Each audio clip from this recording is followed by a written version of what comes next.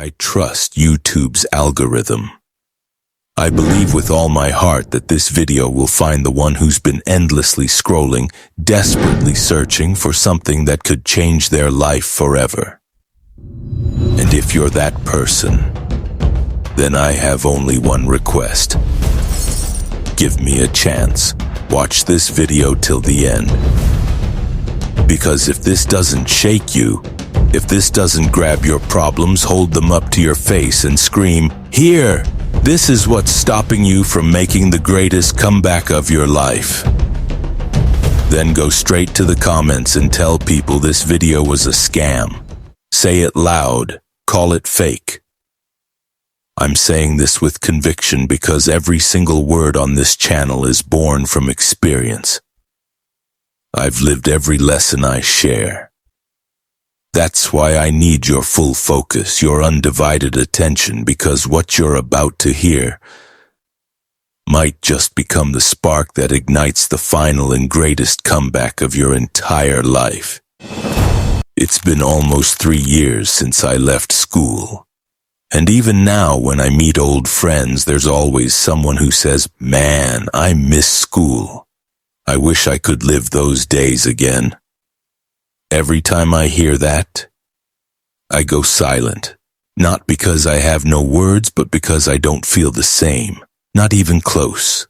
Let me be clear. I'm not saying all schools are bad. I know some are truly amazing. But my school was a prison, and I was a prisoner beaten down daily, forced to do things I didn't understand, didn't even want to understand, and if I ever questioned it, if I ever said, "I don't know why I can't do this," they'd point to others and say, "Look at them, how quietly they obey. If they can, why can't you?"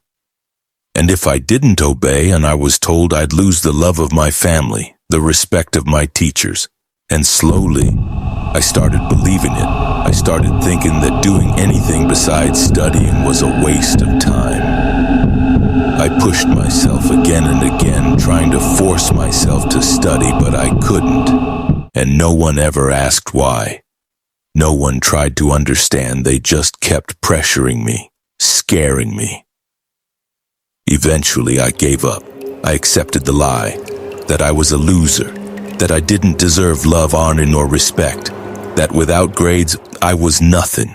And just like that, I began to kill my own self-respect. Now listen closely, because maybe this happened to you too.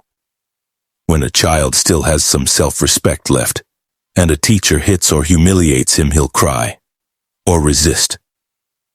But I had stopped crying, because I believed I deserved it. I believed I was worthless. But no matter how small I tried to make myself, something inside me still wanted freedom, still craved the open sky. There were days I felt like starting a revolution, like screaming, "Enough!" I'd had enough pain. I wanted strength. I wanted to earn back my respect. And I told myself, I'll study like never before. I'll rise so high that everyone who once looked down on me will be speechless. But now I ask you, are you trying to make a similar comeback? Are you chasing something that was never truly yours to begin with? Maybe your dreams aren't really yours. Maybe you're running down a path you didn't choose. And deep down, you know, there's no clarity, no purpose, just blind obedience to what society expects. Listen carefully. If you're chained by the expectations of this world, you'll only move forward when they push you. And the moment the pressure fades, you'll slow down again. Then they'll hit you harder.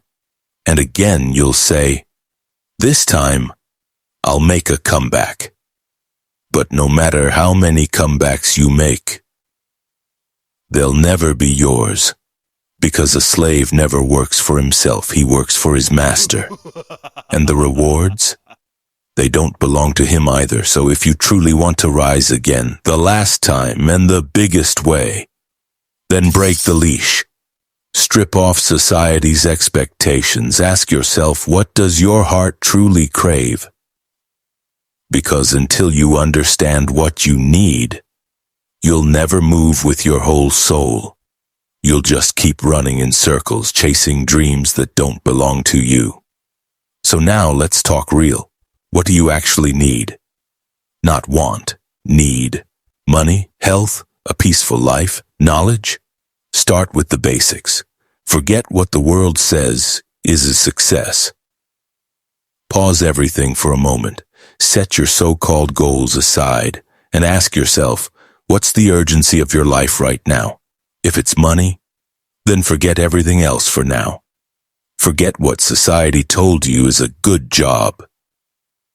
Understand this. Money only comes when you solve a real problem, when you add value to someone's life, when you make this world a little better. So ask yourself, what problem can I solve? What value can I bring? And how can I start small and grow big? The same goes for your health. Want a great body? If your only reason is to impress people or attract attention, it won't last.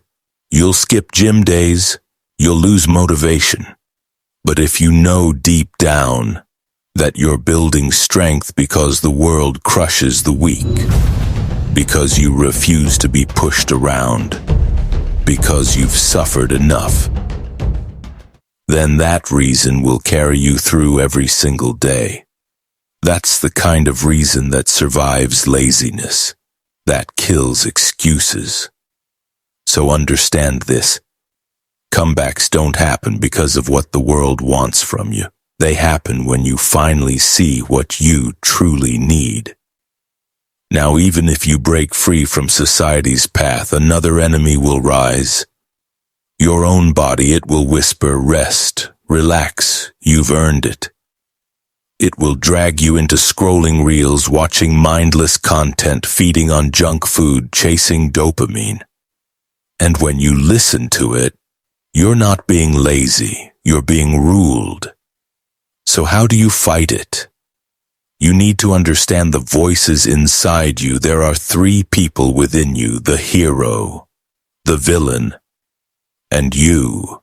The hero says work, building, fight. The villain says 5 more minutes, let's scroll first. And you decide whom to listen to, but motivation is not enough. You're not always strong. There are moments when your will is weak, like early mornings after lunch. In those moments, the villain wins. Unless you plan. Don't just set an alarm, set traps for your laziness. Team up with a friend, punish failure, reward consistency, make it impossible for the villain to win. Because if you rely only on willpower, you'll lose. But if you plan for your weakest moments, you'll conquer even without strength. And if you've been pretending to care, pretending to act, if you've been watching videos just to feel like you're changing, then stop. Be honest, own your flaws, accept where you are, and then build the comeback that belongs to you. No one claps, let it be. You're the storm they'll never see.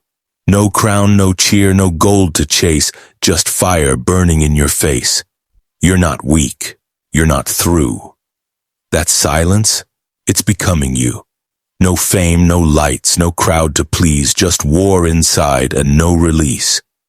So take the hit. Embrace the scar.